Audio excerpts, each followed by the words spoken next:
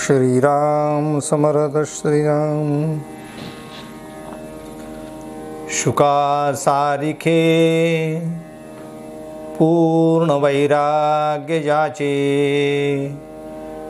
वशिष्ठा परिज्ञान योगेश्वराचे, कवी वाल्मिका सारिका मान्य ऐसा, नमस्कार माझा सद्गुरु रामदासा।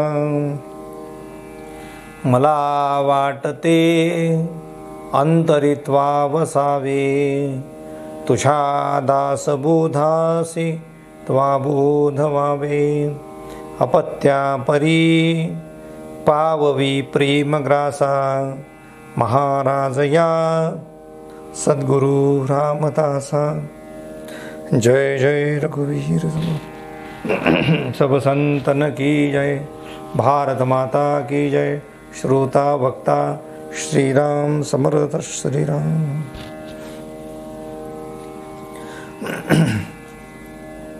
उपस्थित सर्व आदरणीय साधक बंधू आणि भगिनींनो, दशक 14 समास 3 कवित्व कळा निरूपण नाम या समासामध्ये आपण काव्याचे प्रकार, काव्य कसं असावं, आदर्श काव्य कुणाला म्हणावं, भगवत भक्तीने युक्त असलेल्या काव्याला काय म्हणतात, याचा आपण सविस्तर विचार केला आहे।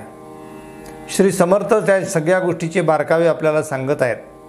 श्री समर्थांनी ओवी क्रमांक 38 पुढील भाग कोणता दिला आहे तो आज आपण पाहणार आहोत। श्रीराम समर्थ श्रीराम। कवित्व असावे सोपे, कवित्व असावे अल्परूपे, कवित्व असावे सुल्लपे, चरणबंद श्रीराम। श्री समर्थ म्हणतात आहे कवित्व सोपं असलं पाहिजे। कवित्वामध्ये, काव्यामध्ये जटिलता जर असेल, कठीणता जर असेल तर तिथे बुद्धीचे चातुर्य दिसून येईल, परंतु सर्वसामान्यांना त्या गोष्टी कळणार नाहीत। सर्वांना त्यामध्ये रस वाटावा, सर्वांना त्यामध्ये आनंद मिळावा, सर्वांना सगळं ते ज्ञान प्राप्त करून घ्यावं, या दृष्टीने आपण कवित्वाचा विचार केला पाहिजे। माझ्या मराठीचा बोल कौतुके, अमृतातेही पैजा जिंके, ऐसे रसिके अक्षरे मेळविन, असं जे ज्ञानेश्वर माऊली म्हणते ते मराठीचा गोडवा, त्या काव्याचा गोडवा, त्याच्या सुलभतेचा गोडवा, त्याच्या सहजतेचा गोडवा आपल्याला अनुभवायला मिळतो। भगवद्गीता ही संस्कृतमध्ये आहे। भारतीय तत्वज्ञान संस्कृत या भाषेमध्ये सगळीकडे आहे, पण ते संस्कृतमधलं ज्ञान जटिल आहे, कठीण आहे, म्हणून त्याचं सोपीकरण करण्यासाठी संतांनी मराठीचा आधार घेऊन मराठी माणसाला त्या गोष्टी समजून सांगितल्या आहेत। म्हणूनच ज्ञानेश्वरी लिहिल्या गेली, म्हणून दासबोध लिहिल्या गेला, म्हणून तुकोबारायांचे अभंग लिहिल्या गेले, म्हणून संतांचं साहित्य जन्माला आलं, ते सोपं सांगण्यासाठी। कीर्तनसुद्धा काय आहे, जे कठीण आहे ते वेगवेगळ्या उदाहरणाच्या माध्यमातून सोपं करून सांगणे, लोकांपर्यंत ते पोचवणे, ये हृदयीचे ते हृदयी होतीले असं वाटणे, त्यासाठी त्याचा गोडवा कायम राहण्यासाठी कवित्वामध्ये अल्परूप असलं पाहिजे, ते सुलभ या शब्दाचा अर्थ सुलभ असलं पाहिजे, सहज भेटलं पाहिजे, आणि त्याच्या पद्यरचना कशा असल्या पाहिजे ते समर्थ सांगतात। मृदू मंजूळ कोमल भव्य उद्भव विशाल, गौप्य माधुर्य रसाळ, भक्ती रूप रसे श्रीराम। समर्थ म्हणतात आहे कवित्व असावे सोपे, कवित्व असावे अल्परूपे, कवित्व असावे सुल्लपे चरणबद्ध. कवित्व हे मृदू असलं पाहिजे, मंजूळ असलं पाहिजे, कोमल असलं पाहिजे, भव्य असलं पाहिजे, अद्भुत असलं पाहिजे, विशाल असलं पाहिजे. गौप्य, माधुर्य आणि रसाळ या गोष्टी त्यामध्ये असल्या पाहिजे, म्हणजे लोकांना ते अधिक भावेल. भक्तिरसाने ते युक्त असावं. अक्षरबंध, पदबंध, नाना चातुर्य प्रबंध, नाना कौशल्यता छंदबंध, धाटी मुद्रा अनेके श्रीराम. अनेक प्रकारच्या काव्यांच्या रचना आहेत. जे अक्षरगणवृत्त आहे, काही मात्रावृत्त आहेत, काही छंद आहेत, काही धाटी आहे, काही मुद्रा आहेत. अशा प्रकारच्या नाना प्रकारच्या काव्यरचना आपण अनुभवतो. माझ्या वडिलांकडे जुनं पुस्तक होतं. त्या पुस्तकाचं नाव होतं वृत्त दर्पण. ते आता आउट ऑफ प्रिंट असेल, पण त्या पुस्तकामध्ये 108 वृत्त आलेली आहेत. कशाला म्हणतात? वृत्तांची नावंसुद्धा तुमच्या आमच्याला ते माहीत नाही असे आहेत. त्याच्या चाली माहीत नाही, त्याची रचना माहीत नाही, त्याचा गोडवा माहीत नाही. मग त्या लोकांनी सगळ्या प्रकारच्या रचनांचा वापर करून काव्य प्रस्तुत केलं. आधार घेतला. जसं समर्थांनी मनाचे श्लोक लिहित असताना भुजंगप्राय वृत्ताचा आधार घेतला. जर तुम्ही करुणाष्टक विचार केले तर मालिनी वृत्ताचा वापर केला. प्रत्येक छंदांचा वापर केला. काही ठिकाणी अनुष्टुप छंद आहे, कुठे निश्चित गायत्री छंद आहे. यांची स्वतंत्र रचना आहे आणि त्या नियमामध्ये राहून आपल्याजवळ जे असलेलं जे आहे ते सर्व आध्यात्मिक ज्ञान त्यामध्ये ओतलं. ओवीच्या रचना समर्थांनी केली, ज्ञानेश्वर महाराजांनी ओवींची रचना केली, तुकोबारायांनी अभंगांची रचना केली. सगळ्या रचना ज्या आहेत या शास्त्रशुद्ध आहेत, शास्त्रोक्त आहे. उलट असं म्हणता येईल की या संतांनी केलेल्या काव्यावरच शास्त्र पुढे जन्माला आलं, शास्त्र निर्माण झालं. म्हणून तो ती आर्या प्रसिद्ध आहे. सुश्लोक वामनाचा अभंगवाणी प्रसिद्ध तुकयाची, ओवी ज्ञानेशाची किंवा आर्या मयूरपंताची. मयूरपंत म्हणजे मोरपंत. मोरपंतांनी आर्या केल्या. ज्ञानेश्वर महाराजांनी ओवींची रचना केली. तुकोबारायांनी अभंगांची रचना केली आणि वामन पंडितांनी श्लोकांची रचना केली. नाना प्रकारचे श्लोक प्रसिद्ध आहे वामन पंडितांचे, सगळ्या वृत्तातले आहेत. तुम्ही नलदमयंती आख्यान जर वाचलं रघुनाथ पंडितांचं तर त्याचा तुम्हाला गोडवा कळेल. काय अप्रतिम काव्य आहे. ज्याला काव्याचा अभ्यास करायचा आहे, काव्य कसं असावं हे जर पाहायचं असेल तर तुम्हाला रघुनाथ पंडितांचं नलदमयंती आख्यान वाचावं लागेल. असे अनेक आहेत.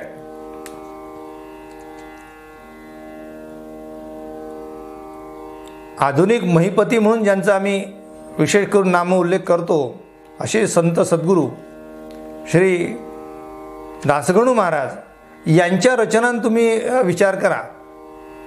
सगळ्या कीर्तनकारांसाठी दासगणू महाराजांनी काव्याची मेजवानी उभी केली आहे. काही करायचं काम नाही, प्रसाद तयार आहे, नैवेद्य तयार आहे, तुम्ही फक्त ग्रहण करायची गरज आहे.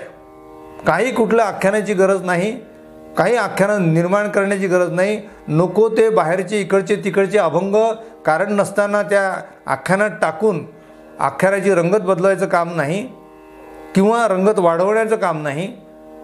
तर दासगणू महाराजांचे प्रत्येक पद अभ्यासा, काय सुंदर रचना आहे, प्रासादिक रचना आहे. आणि त्या रचनेमध्ये तो जो त्यांचा क्रम दिलेला आहे तो इतका अप्रतिम आहे की दुसरं काही सांगायचं कामच नाही. 2 पदांच्या मध्ये 2 वाक्य बोलले तरी तिसरं पद गाता येते.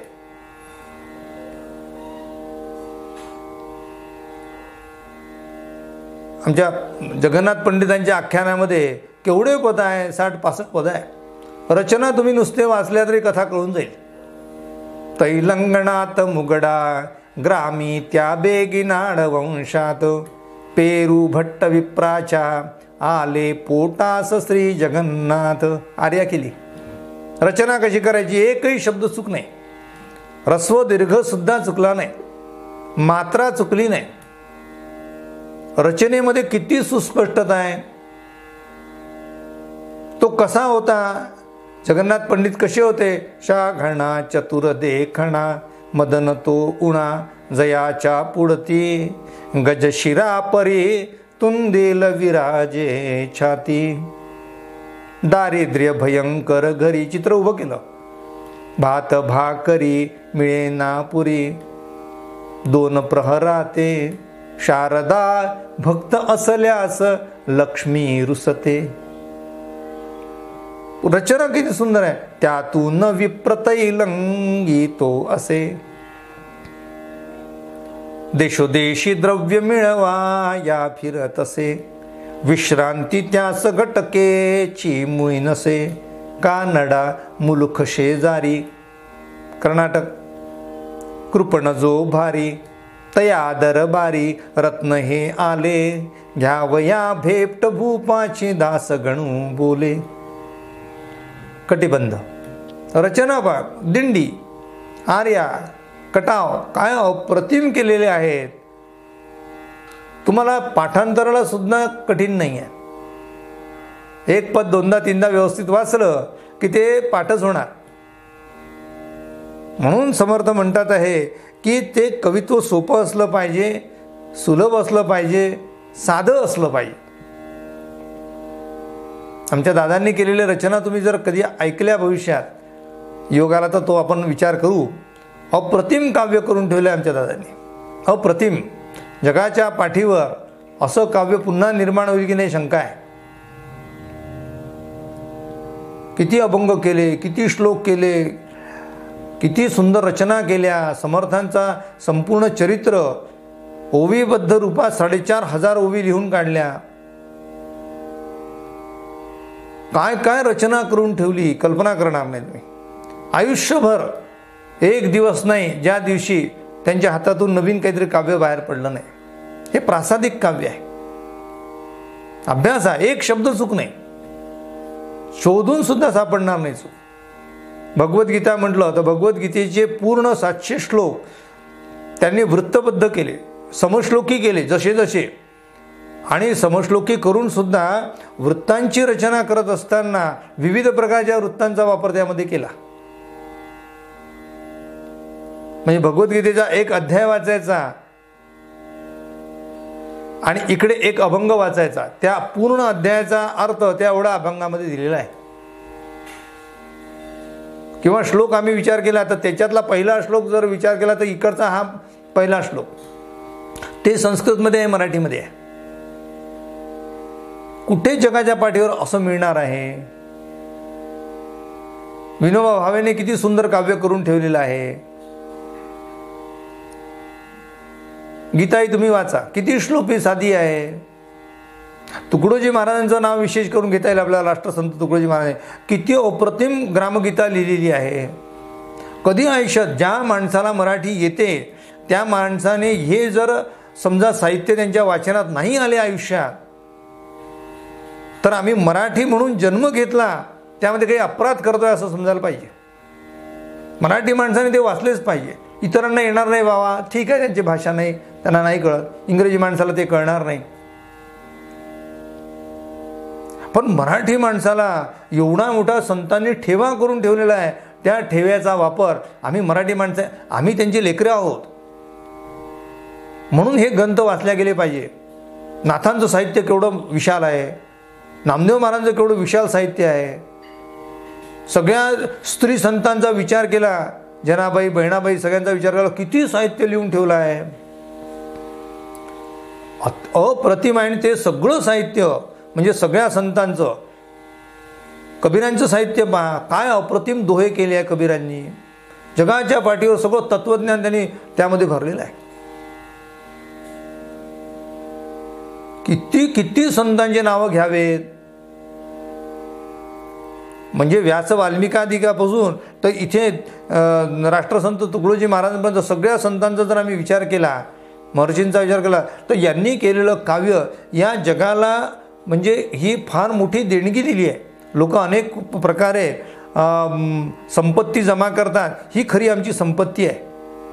आणि जी संपत्ती आमच्या पूर्वजांनी आमच्याजवळ अशी तयार करून ठेवलेली आहे. म्हणून तर तुकाराम महाराज म्हणतात, फोडिले भांडार धन्याचा तो माल, मी तो हमाल भारवाई. सगळं संतांनी करून ठेवलेलं आहे. पहा तुम्ही, तो आपले जे पूर्वज आहे त्यांनी करून ठेवलेला जो माल आहे तो पहा जरा उघडा. आयुष्यामध्ये आपण या संतांच्या साहित्यासाठी काहीतरी वेळ दिला पाहिजे. आम्ही जे आता निरूपण ऐकतोय, हे काय ऐकतोय, मी कोण सांगणार आहे, सांगण्याचं काय सामर्थ्य आहे माझं. हे समर्थाने जे सगळं सांगितलं आहे ते मी फक्त वाचतो आहे, ते जरा माझे शब्द बदलून तुम्हाला सांगतोय, थोडं सोपीकरण करून सांगतोय समजायच्या दृष्टीने. म्हणण्याचा अर्थ असा की संतांनीच मुळात इतकं सुंदर केलेलं आहे, पण ते सौंदर्य चाखायला आपल्याजवळ वेळ असला पाहिजे, वेळ काढला पाहिजे. दिवसातून अर्धा तास तरी आम्ही तो वेळ दिला पाहिजे. आमचं जीवन कृतार्थ होईल. यामुळे सगळ्या गोष्टी करायला माणसाला वेळ आहे हो, सगळ्या गोष्टी. म्हणजे लोकांच्याकडे जेव्हा आपण पाहतो तेव्हा लोक कुठे कुठे टाइमपास करतात याचा जर विचार केला तर तुम्ही म्हणाल यांचं आयुष्य फुकट जाते आहे. आपण आपल्या आयुष्याकडे मागे पाहिल्यावर असं वाटतं की आपला कितीतरी वेळ फुकट गेलेला आहे. तो वेळ जर आमच्या भगवंतानी शरीर चांगलं दिलं आहे, डोळे चांगली दिली आहे, बुद्धी चांगली दिली आहे, सगळी उपलब्धता आहे, आणि असं असताना आम्ही त्या संत साहित्याकडे जर पाठ केली तर आमच्यासारखे नतद्रष्टे दुष्टे होणार नाही. म्हणून त्या संत साहित्याला आम्ही उघडलं पाहिजे. आम्ही खरे साधक आहोत. आपण साधनेच्या मार्गाने विचार करा. आम्ही उपासक आहोत. आम्ही कॉमन पीपल नाही आहे. ज्यांना फक्त संसार करायचा आहे, ज्यांना फक्त संसारात रमायचं आहे, त्या पलीकडे जाऊन काही करता आलं पाहिजे, हे ज्याला कळते तो साधक आहे. तुम्ही भगवत भक्त आहात आणि म्हणून संतांचं ते सांगणं आहे की बाबा तुम्ही यांच्याकडे लक्ष द्या. देह ठेवत असताना माणसाला एक दुःख होता कामा नये की आम्ही काहीच केलं नाही. संपत्ती जमा केली, इथेच पडून राहणार. आरोग्य किती जमवतं चांगलं करण्याचा प्रयत्न केला, ते पडणारच देह. तो किती तुम्ही काजू आणि बदाम खाल्ले रोज तरी देह पडणार आहे. तो किती डॉक्टरकडे गेले तरी ते देह पडणार आहे. किती काही केलं, किती पैसा जमा केला, तो इथल्या इथेच पडणार आहे. जे नष्ट होणार आहे, जे संपणार आहे, त्याच्यासाठी आम्ही जेवढी शक्ती खर्च करतो त्यापैकी आम्ही 1% जरी शक्ती, 1% जरी फक्त वेळ जर आम्ही संत साहित्याकडे दिला तर आमच्या जीवनाला संस्कारांचा सुगंध प्राप्त होईल. आमच्या जीवनाला भगवत भक्तीची गोडी लागेल आणि जीवन कृतार्थ होईल. मरण हा तो चुकेना, देह वाचविता वाचेना. म्हणून ते संपण्याच्या अगोदर डोळ्याने दिसते तोपर्यंत वाचून घ्या. पायाने चालता येते तोपर्यंत तीर्थयात्रा करून घ्या. जोपर्यंत बोलता येते तोपर्यंत कीर्तन करून घ्या. जोपर्यंत नाचता येते तोपर्यंत कीर्तनात नाचून घ्या. जोपर्यंत बुद्धी चालते आहे आणि काव्यप्रतिभा आहे तर संतांचं काव्याप्रमाणे आपलं काव्य निर्माण करण्याचा प्रयत्न करा. जोपर्यंत वैखरी काम करते आहे तोपर्यंत भगवंताचं नाम घेऊन घ्या. हे परत येणार नाही. घटे गेली पळे गेली तास वाजे ठणाणा, आयुष्याचा नाश होतो राम का रे म्हणाना. का राम म्हणत नाही, का भगवंताचं नाम घेत नाही? त्या मनाला सांगा ऐकत नसेल तर त्याला ऐकवण्यासाठी त्याच्याशी हट्ट करा आणि त्याला सांगा की हे तुझं काम आहे, हे केलं पाहिजे. संसार धंदा सोडा म्हटलं का मी नाही, पण ते करत असताना सुद्धा हे करता आलं पाहिजे. ॲक्सिलेटरवर पाय देत असताना सुद्धा आपल्याला कळलं पाहिजे की कुठे ब्रेक दाबायचा. ॲक्सिलेटर म्हणजे संसार आहे आणि ब्रेक दाबणे याचा अर्थ आपण त्या गोष्टीला आपल्या ताब्यात ठेवणं आहे, कंट्रोल करणं आहे, त्याच्यावर आवर घालणं आहे, दमन करणं आहे. विषयाला तुम्ही मारणं आहे ब्रेकवर पाय ठेवणे म्हणजे. आणि त्याला ब्रेक मारल्यानंतर आपण जसा चांगला रस्ता पाहून पलीकडे जातो, खड्डा वाचवून पलीकडे जातो, तसं आम्ही चांगला रस्ता म्हणजे भगवंताचा मार्ग आम्हाला पकडता आला पाहिजे. चाला तुम्ही रस्त्याने, चालू नका कोणी सांगितलं, पण चालत असताना आपल्याला चांगला मार्ग जो दिसतो आहे त्या चांगल्या मार्गाने जा. अनंत फंदींचे तुम्ही काव्य फटक्यामधले ऐका. बिकट वाट वही वाट नसावी, धोपट मार्गा सोडू नको. तो धोपट मार्ग म्हणजे संतांचा मार्ग आहे. चाल केलं असी मुकळा, बोल विठ्ठल वेळोवेळा, हा धोपट मार्ग आहे. काही करायचं काम नाही आहे, काही श्रम घ्यायचं काम नाही आहे. ग्रंथ हातात उचलता येत नाही एवढा जड, म्हणजे हातात शक्ती राहिली नाही. मग तत्पूर्वी तो ग्रंथ वाचला गेलेला पाहिजे होता. आता नाही वाचणं होत ना, मग कशाचा तरी आधाराने ठेवा आणि वाचा.